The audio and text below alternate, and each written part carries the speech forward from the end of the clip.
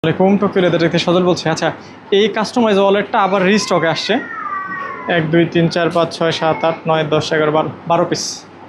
আমাদের যে small customise যেটা ছিল বেসিক কার্ড হোল্ডার, স্নেহ একটু জুম করে দেখায়, এটা 12 পিস আসছে। হ্যাঁ, তো ব্ল্যাক কালারের জন্য যারা ওয়েট করতেছিলেন এটা বুক করেন। এই যে 12 পিস। আমি আবার প্রোডাক্টের ফিনিশিংটা আমি একটু দেখাই দিই, শাইনটা একটু দেখাই দাও।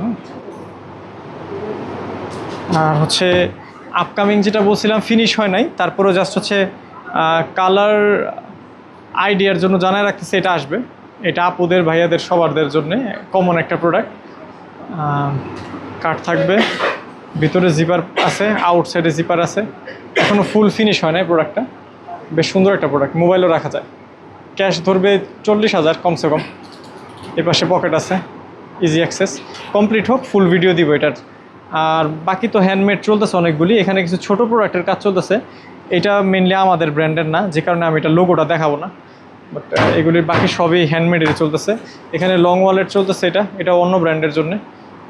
এটারও এটা বেশ সুন্দর আসছে, লেদারের শাইনটা বেশ সুন্দর আসছে, এটা জুম করে দেখা।